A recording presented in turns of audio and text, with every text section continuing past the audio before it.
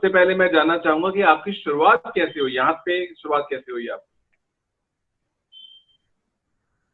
शुरुआत का सिर्फ एक ही कारण है कि मुझे याद है जब मैं आर्मी से रिटायर्ड हो गया था और अपने शहर इलाहाबाद लौट आया था, एक बार, दो बेटियां हैं, एक बार मेरी बेटी को छोड़ने के लिए मुझे मौका मिला स्कूल जाने का। तो मेरे पास उस समय स्कूटर हुआ करता था और स्कूटर मैं उसको छोड़ने स्कूल गया तो रास्ते में बहुत तेज बारिश होने लगी और जब बारिश होने लगी तो हम और हमारी बेटी दोनों लोग भीग गए।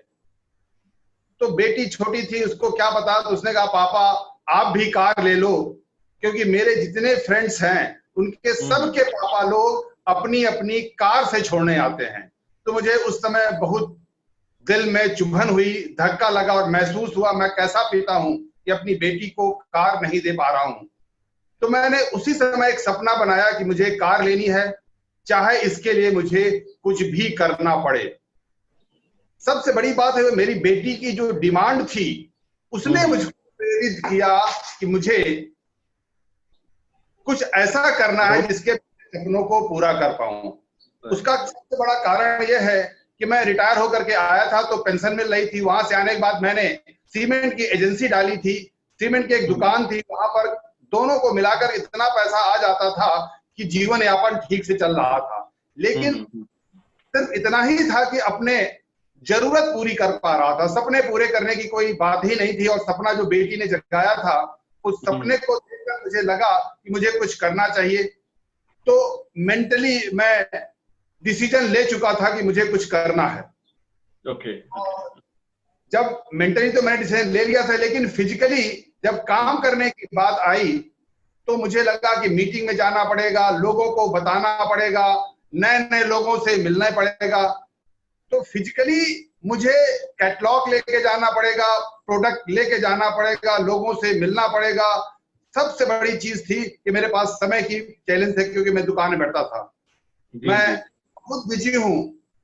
तो लगता था ये बहुत छोटा काम है, जिल्लत की जिंदगी है। अब साहब जो हमारे विवेक सक्सेना जी वो कहते थे रोज कम से कम अब 5 लोगों से आपको मिलना है, लेकिन लोग मिलने से मना कर देते थे, फोन उठाना बंद कर देते थे। तब शुरू होता था इमोशन डिसीजन।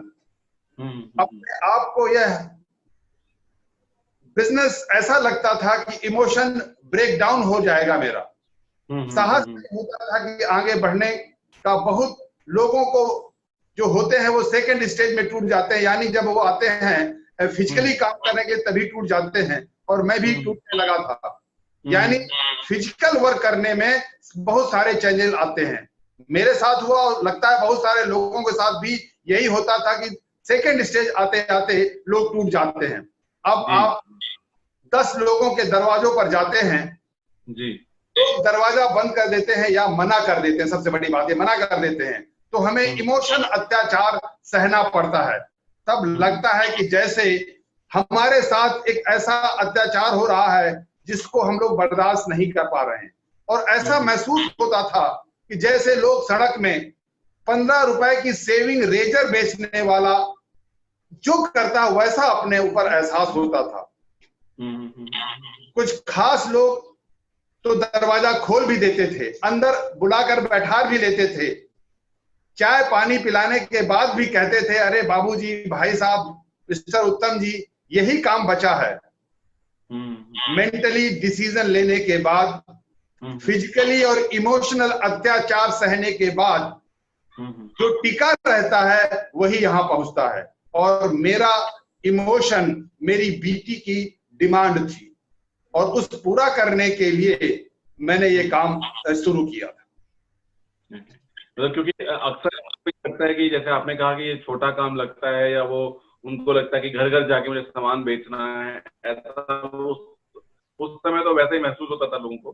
तो लोगों को समझने में कि बिजनेस है क्या वो समय लगा, और उस समय जो जिस तरीके का ट्रीटमेंट लोग देते थे तो उसको टिके उसके साथ टिके रहने का जो ताकत मिली वो आपको इमोशन से मिली। जी बेटी का जो सपना पूरा करना था जी, बस वही सपना था और उसी से इमोशन ताकत मिलती रहे कि अगर मैं फादर हूं तो मुझे अपने बेटी के सपनों को किसी भी हालत में पूरा करना है। और इसी पर्सनल लगाव के कारण मैं इसमें लगा रहा और आज आपके सामने हूँ।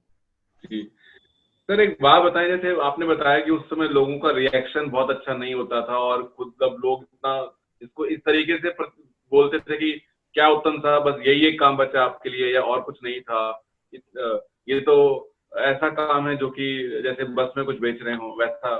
तो क्या कभी ऐसा क्षण आया जब लगा हो कि क्वेश्चन अपने दिमाग में आया हो कि क्या मैं सही रास्ते पे हूँ, क्या ये सही डिसीजन है मेरा, क्विट करने का आया कभी दिमाग में? नहीं सर, ऐसा तो कभी अफसोस नहीं हुआ कि इसको क्विट करना है, क्योंकि मेरे साथ क्या हुआ, जब मैंने शुरुआत की तो स्पीड से काम किया, हार्ड वर्क किया, तो सफलता धीरे धीरे मिलती जाती थी जी। मैं ये बताना चाहूंगा कि एक मुझे अफसोस जरूर हुआ, और वो अफसोस कब हुआ कि जब मैं अपने दोस्तों के पास जाता था तो जो एक हीन भावना, क्योंकि मैं आर्मी में था और वहां से रिटायरमेंट के बाद तो हीन भावना महसूस होती थी, उससे मुझे बहुत अफसोस हुआ। Okay okay.